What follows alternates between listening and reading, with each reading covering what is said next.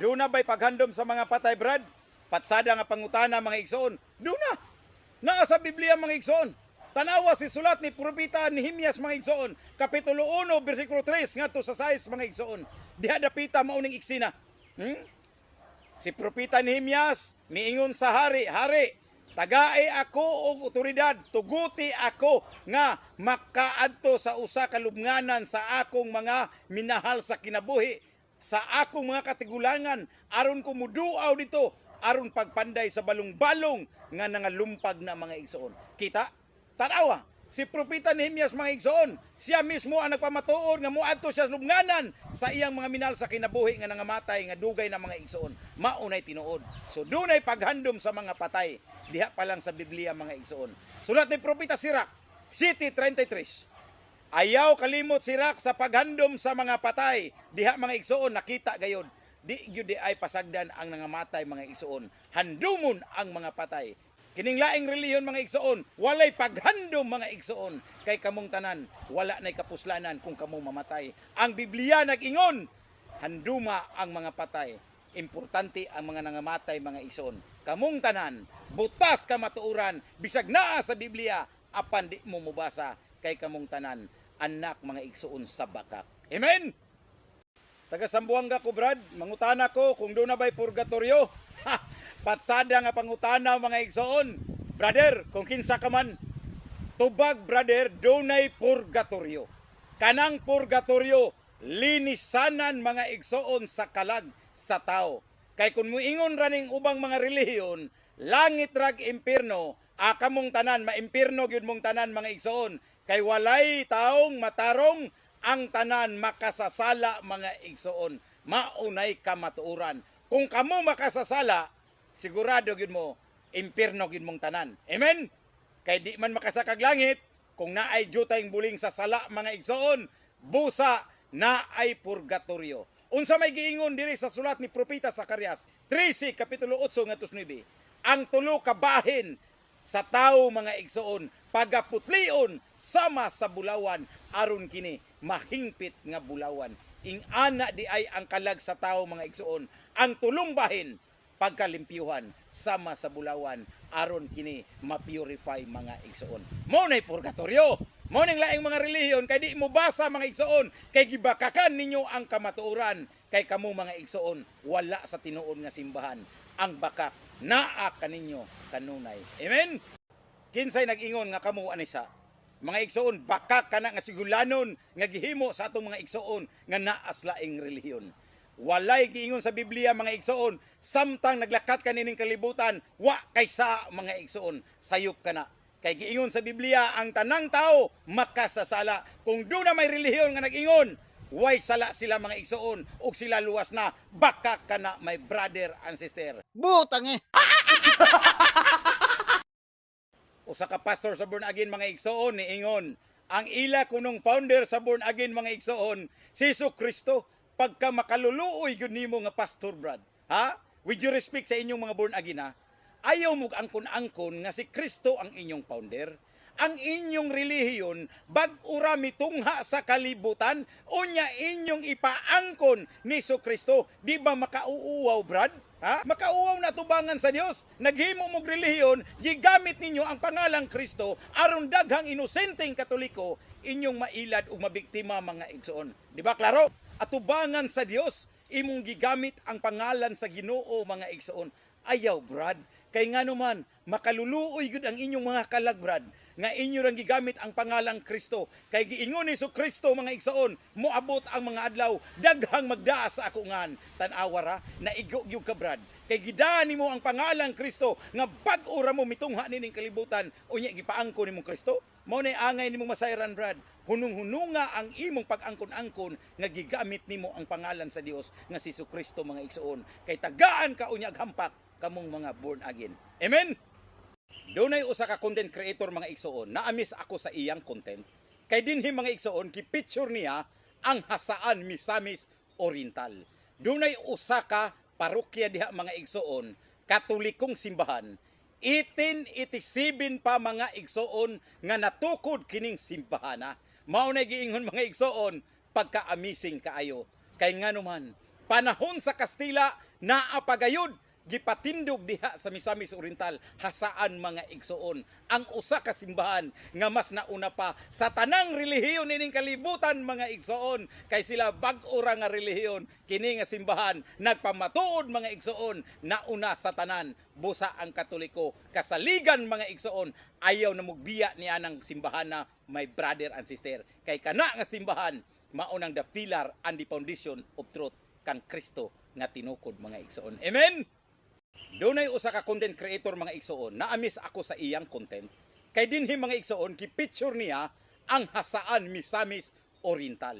Dunay usa ka parokya diha mga igsoon Katolikong simbahan 1887 pa mga igsoon nga natukod kining simbahana. Mao na giingon mga igsoon pagka-amazing kaayo kay nganuman panahon sa Kastila naapagayod gipatindog diha sa Misamis Oriental hasaan mga igsoon ang usa ka simbahan nga mas nauna pa sa tanang relihiyon ining kalibutan mga igsoon kay sila bag-o ra nga relihiyon kini nga simbahan nagpamatuod mga igsoon nauna sa tanan busa ang Katoliko kasaligan mga igsoon ayaw na mugbiya niya ng simbahan na my brother and sister kay kana nga simbahan maunang the pillar and the foundation of truth kang Kristo nga tinukod mga igsoon. Amen.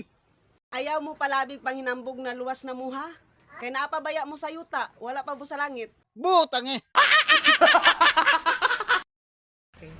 Ayaw palabi og panghinambog. Kung wala ka may ipagmalaki, maunay tinuod ha? Ang simbahang Katoliko, ang iyang mga membro, mangita gid na og simbahan. Kining lain nga relihiyon, kani ilang simbahan, mangita gid ni og tawo. Kay para himuon nila membro. Butangi. Butang eh. Testimonya mga igsoon sa usa ka babae nga Katoliko mga igsoon matud pa niya aduna siya stage 4 cancer. Mga igsoon gihilingan siya ni Father Darwin sige siya balik-balik mga igsoon diha mga igsoon nagpamatuod nga ang iyang stage 4 mga igsoon nag-anam-anam nagkawa. Matud pa niya mga igsoon sa iyang testimonya ang iya kunong tiyan grabe nang dako ang mga igsoon mura nag 7 month mga igsoon ang iyang gidala nga dako gid ang iyang tiyan tungod sa stage 4 cancer mga igsoon. Pero karon nakita ninyo mga igsoon nag-anam-anam nagkawa ang iyang stage 4 cancer. Diha ninyo makita mga igsoon nga ang simbahan ang otoridad gikan sa Ginoong Hesukristo naa sa iyang mga kaparian mga igsoon. Wala sa ubang mga relihiyon. Dinhi mga igsoon makita ninyo nga ang milagro mga igsoon nagpamatuod nga kining simbahan tinukod sa among Ginoong Hesukristo iyang giubanan sa iyang gahom mga igsoon maoning among mga kaparian. Amen. Ang Dios nagpahimog rebulto sa mga balaan nga mga tao mga igsoon maunay gipatik diha sa kasaysayan sa Biblia. Kini usab mga igsoon mga rebulto sad kini sa mga demonyo kaniadtong panahon agi kompetensya sa rebulto sa mga balaan nga tao mga igsoon. Maunay usa ka istorya ang pangutana. Nganong ipamahin man ni sa laing relihiyon nga kini Dios ko po ni sa Katoliko mga igsoon nga wa man ni mga rebultuha sa simbahang Katoliko. Kamo mga dili Katoliko nakasuod man mo sa mong simbahan. Naa ba ni nga mga hulagway mga demonyo nga mga hulagway nga rebulto? Wala mga igsoon. Ang inyo mga igsoon puro lang kasuko o kasilag sa simbahan sa Dios. Maora ba po niyawa mga igsoon? Dako ang iyang kasuko kasilag sa Katoliko. Gusto niya nga gunubon ang simbahang Katoliko. Unya kamo usab. Gusto usab niyo gunubon ang Katoliko. Igunsa man mo sa yawa mga igsoon. Mo na dako akong pangutana kaninyo. Butang eh. Ang simbahang Katoliko, ang iyang mga membro, mangita gid na og simbahan. Kining lain nga relihiyon, kani ilang simbahan, mangita gid ni og tawo. Kay para himuon nila membro. Butangi. Butang eh.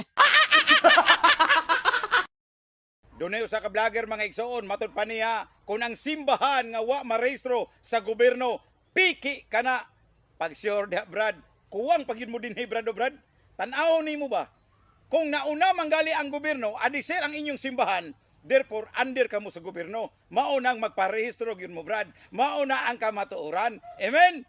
Pero kung ang simbahan nauna pa sa gobyerno mga igsoon, naturalmente di yun na magparehistro sa gobyerno ang maong simbahan. Samas Katoliko, maoy nagdiskubre sa tanang mga nasod sa tibuok kalibutan mga igsoon. Busa kami mo'y nauna kaysa gobyerno mga igsoon. Diha nimo makita Brad nga di yun mi angay magparehistro sa gobyerno kay kami may nagdiskubre sa gobyerno mga igsoon. Maunang kamatuoran pagtuon aron dili mahimong walay hanaw diha mga igsoon, mauwaw ta sa Dios. Amen.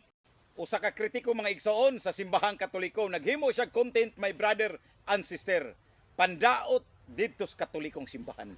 Matud pa niya mga igsoon, diha sa Revelation 13 kapitulo 17, ang 666 nga giingon diha mao ang simbahang Katoliko. Brad, kuwang pagyud ka dire Brad. Pagtuon og sakto Brad. Ayaw pag-atake sa simbahan. Kay ang imo Brad, panglimbong ka na Brad, gigamit ka sa daotang espiritu, aron daoton nimo ang simbahan sa Dios, aron daghang mga inosenteng mapukan mga igsoon. Bantay gyud ka, kay mamatay ka ra bagyod, impierno gyud ka kapaingon mga igsoon. Unsa may giingon diha sa 666? Ang gipatik diha mga igsoon, usa ka grupo nga mupugos sa pagpatik sa mga tao. Pugso niya ang pagpatik mga igsoon, diya siyang mga agtang o sa iyang tulong kamot mga igsoon. Ang di magpapatik, di na makapalit o di na gyud kapamaligya mga igsoon. Maunay bantayan ang Katoliko, nihimo ba ni ana? Wala. Ang 666 mao ang kaaway sa Dios kun anti-Kristo mga igsoon. Kinsay anti-Kristo sa Biblia? 1 Juan 2:18-19, sila mamiya sa simbahan sa Dios. Kinsa may namiya? Di ba kamo? Butang eh. Hapit ng kalag-kalag mga igsoon. Tanawan ninyo ang social media. Mugawas na pud ang mga laing relihiyon, mo criticize na sa simbahan. Maghimo silang mga wali mga igsoon, mga rally sa kadalanan against the Catholic Church mga igsoon. Naaman mo'y mga lubnganan. Nganong di man mo magwali dito sa inyong lubnganan? Ha? Walihin ninyo ang inyong mga patay mga igsoon.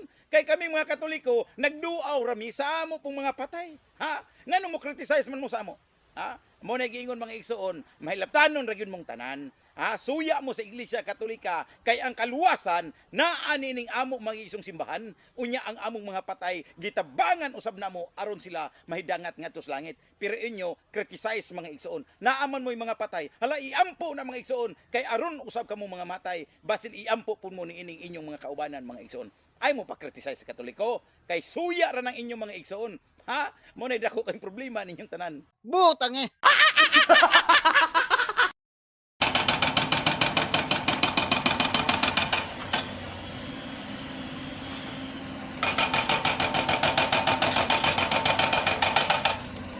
Kung gusto mong pasaylo, dool mo sa Katoliko, aron dili mo mga impyerno.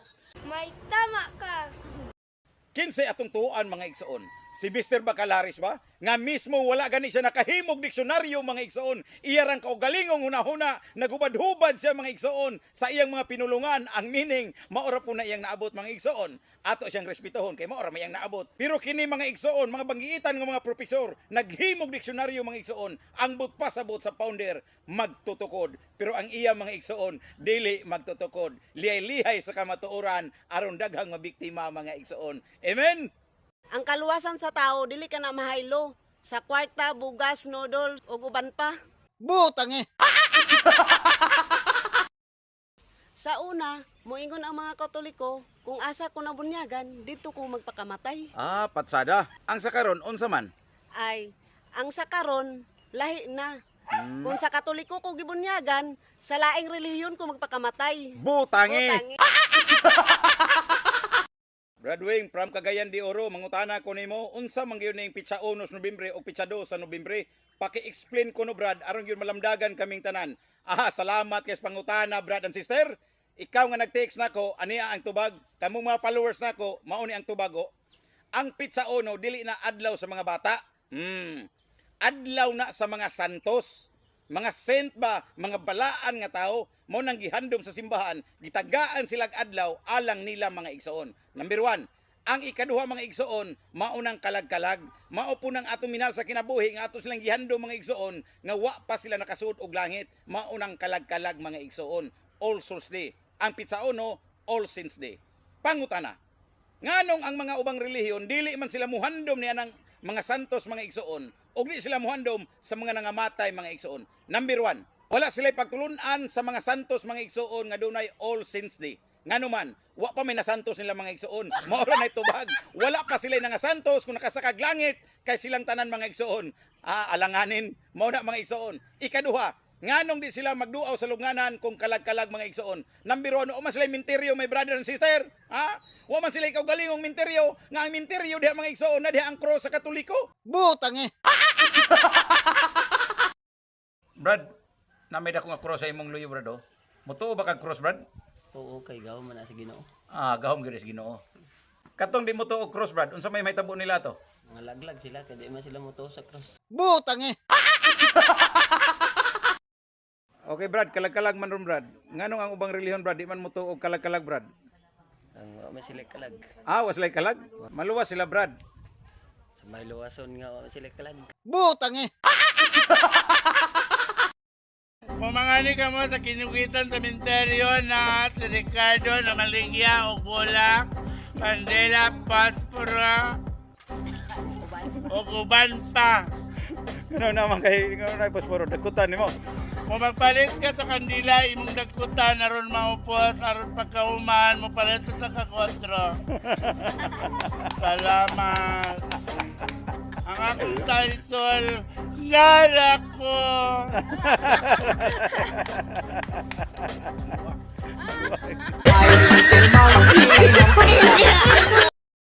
May buntag brad, usa kini ka minister sa Kinugitan Parish. Unsa may pangutanan nimo brad? Nami karon ri sa minteryo, napod akong brad mahimo ni Catholic Defender. Unsa imong pangutana brad? Ang akong pangutana brad kay ang uban manggod nga sikta ang ilang gi atake sa Katoliko. Ngano kuno ang mga Katoliko sa panahon sa kalag-kalag dala mga pagkaon diyan sa minteryo. Okay. Salamat kay sa pangutana nimo brad. Okay. Tubago na to ni. Usa ka vlogger mga igsoon, miangkon siya nga di kuno siya pastora. Gigamit na sad ang akong mga content mga igsoon. Dinhi karon sa panahon sa kalag-kalag, sige siya pandaot sa Katoliko mga igsoon. Matud pa niya, di na kuno handumon ang mga patay. Imo ra ng pagbuot. Pero pagbuot sa Dios ter, ipahandom ang mga patay. Number 1, di na kuno kita magamit og espiritista. Kay gigamit niya ang Isaiah 8:19. Wa man mi nagamit og espiritista. Pero naigisgutan diya sa mga bersikulo, kalag sa tao, mga patay. Pero wa man daot sa Dios ang patay. Ang espiritista ra may gidaot. Sayop ang imong pagsabot sa mga bersikulo nga imong gigamit. Kini ba?